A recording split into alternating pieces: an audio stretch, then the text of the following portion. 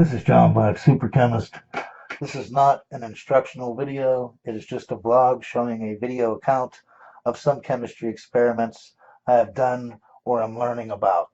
I do not go over all safety concerns, so if you repeat anything in the video, you do it at your own risk. Alright, now before we can make sodium ethyl sulfate, we have to make some ethyl bisulfate, okay? So here's my apparatus. Let me show it to you first, because I have all my chemicals chilled down so they're nice and cool. Because when I mix them, it's going to be exothermic. Then I want to reflux it. I got my round bottom flask, 1,000 milliliters. I got a thing in here so I can do the check the thermometer, the temperature. I want to reflux it at 120 to 130 or 120 to 129 Celsius. So I got a water cooled condenser there. But you'll see up on top, I got some ports here. I'm going to bring them up close here. This is basically, I don't like, because when I chill the chemicals, if I put it in a regular equalizing funnel, it just warms down by the time, any of it really drips in, you know what I mean? So I'm going to use this where I can only put, and plus I don't have an equalizing funnel anymore. So if you look at this, you'll see it's basically just a valve. I'm going to put my acid in here, and I have it on top of this, and this is basically the same exact thing as one of these when you do your distillation. So you have your thing out. The only difference is it's got a bend on it. Now if this was an equalizing funnel, I'd have this go up to the top. I'd have something like this on it, and I put a tube from this top to this right here, so that when I drip it in, the pressure stays the same from the bottom to the top, and I'd have the liquid in here. I'm not going to put this on because I got I have a condenser here. Nothing's going to get, I don't have to worry about fumes. So I'm going to put this on top, put my acid in here. I got my valve right here so I can drip it in, and then I will drip it right through the condenser. Like I said, I'm cooling everything down. Now, this is how you make diethyl ether and a bunch of other stuff. You get some ethanol and you drip some sulfuric acid into it, some concentrated sulfuric acid. And I always say, keep down the temperature, keep down the temperature. Because it's really exothermic when you first start putting the sulfuric acid in. So you want to, you know what I mean, you want to keep it at least, like I said, I'm going to reflux it at 120. Nothing really happens before that. So you can take it all the way up to, the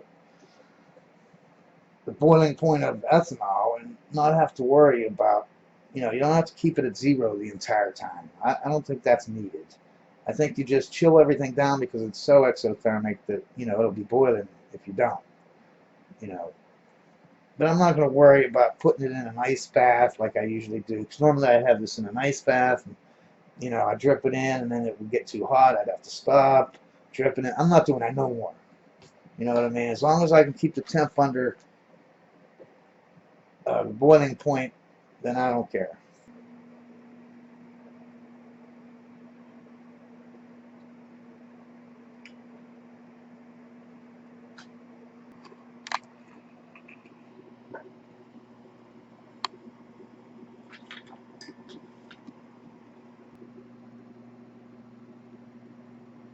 And I want to try to keep the temp down below the boiling point.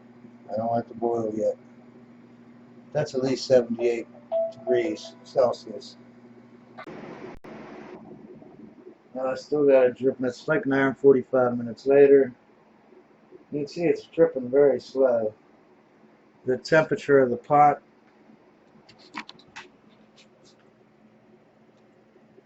is only at 50 Celsius. And I got half of the sulfuric acid. And this next half I'm going to speed up the drip rate. Because I want it to be boiling before I add in all the sulfuric acid. There we go. Now I'm just going to keep it like that until I see it boiling.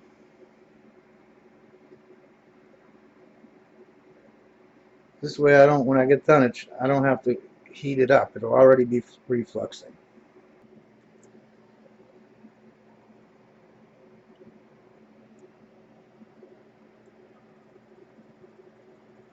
Okay, I added the second half of that in about 5 minutes. So it's all added. It's been about an hour and 50 minutes. It took me to add it. I should have added it faster because the temp is only 85 C and I need it to be at 120. So we're going to turn on the heat. And also I'm going to take off this top two pieces, this contraption that's supposed to be my equalizing funnel.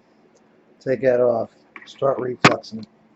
It wasn't boiling after I added my stuff in, so I had to add a little bit millimeter by milliliter of drain cleaner, sulfuric acid, until I got the boiling temperature up. Because it was refluxing at about 115. I wanted to reflux at 120. So anyways, I kept putting it in, and then I overshot it. So now it's refluxing about 125, well actually 126, and it's starting to make some diethyl ether. So I'm trying to turn the heat down and get it to reflux about 120, 122. So I'm not adding no more stuff to it, I'm just adjusting the heat now. So it's refluxing about up to right here. It's maybe a third of the way up to the condenser. That's where I want it. It's at 124. I think it's good now. It's perfect. So now I'm just going to reflux it for 3 hours. I finally got it under control, so it's at 120 degrees and it's still refluxing slightly. But you'll notice how it's a yellow color now instead of clear. So hopefully something's going on here. Hopefully we're making a product. If you see anything floating on top, then that means you're making ether, and that means you need to turn the heat down a little bit. Because I'm actually refluxing this between 118 and 120. It seems like when I go up to 125, I can see stuff ether on the top, and also I can smell it at the top. You know, when I put my nose up here, I could smell diethyl ether. Just a little bit, just a tint. But when I have it, you know, 118, 120, 122, it's good. Anything more than that, I start smelling it and I start seeing stuff floating on the top, meaning I'm making diethyl ether. I don't want to do that. It's been about an hour refluxing, and I turned the reflux down. Now I have it refluxing at about 115. Actually, after about a half hour, I took it down to 115 because it seems like it's making diethyl ether. I know the books say 120 reflux it at. I'm starting to think maybe 110 would be the best thing to reflux it at. I do like the color though. It's a nice yellow. Looks nice and clear. You can see how it had no color tint to it at all when we first started. So something is happening. Like I said, I'm taking the reflux down, or have been for the last half hour, to 115 Celsius. So I'll get back to you when we're done. Alright, so we're pretty much done here. I'm getting ready to turn the heat off. First half hour, I was at like 125, and I spent a half hour trying to get it down to 120. And when it was at 120, it seemed like it was making diethyl ether, so I turned it down to 115. It took me a half hour, so there was an hour there. The next 2 hours, I kept it at exactly between 113 and 114 Celsius. I know the books say 120, and that's like, I'm guessing you need that much heat for the activation energy, you know, to kick off the reaction. But I don't know, it just seems I'm doing it at 113 to 114. When I get it up to 115, it seems like it starts making diethyl ether, like there's little balls of ether, you know, like the Leiden effect. If you have a real hot skillet and you throw a bead of water on it, it kind of jumps around and stays a bead of water. Well, that's how it gets. So I left it at the 113 to 114 C. Now it's time to move on to step 2. So what do we make them when we add the acid and the alcohol together? We're making this. These are just synonyms. The same name, different names for the same thing. I don't like this last name, although that's the name that's most commonly used, because it doesn't really tell you what it is. I prefer these first two ones, and actually any of them other than that one. If you look at this, it's just basically if you take this alkyl group off this um, two carbons and add a hydrogen, so it looks just like this side, that's sulfuric acid. All you're doing is you're combining an acid and a alcohol together. Um, here's just like up here, if you replace ethyl with sodium, it'd be sodium hydrogen sulfate. Same here, sodium bisulfate. You know what that is, right? This is the same thing, but the sodium is replaced by this alkyl group, a positive alkyl group. This is the formula for it. Um, an acid plus an alcohol is an ester.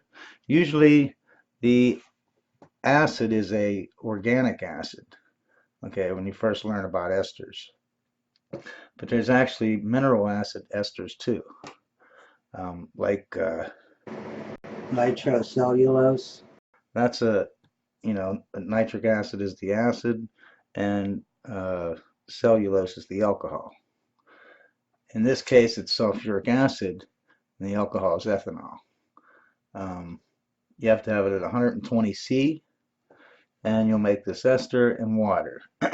Now, I want you to think, I always say that the saying, an acid and a base makes salt water.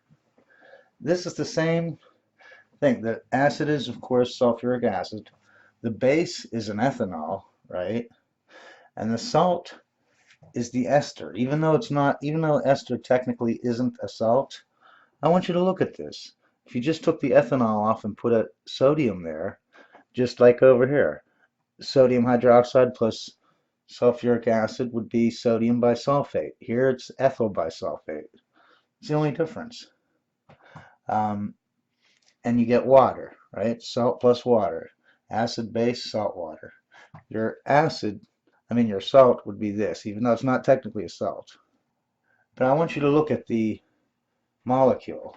You took an H off of here and replaced it with the alkyl group. What if you took this H off and replaced it with something that was positive, like a sodium or another alkyl group you could replace it with? But we're going to eventually replace it with a sodium because it's still an acid. It still has its diprotic, meaning it has two protons. It gave up one. It still has a second proton. Now, why am I refluxing for 3 hours? Because when you do a regular Fischer esterification with a organic acid, you usually mix it and reflux it for 1 to 3 hours.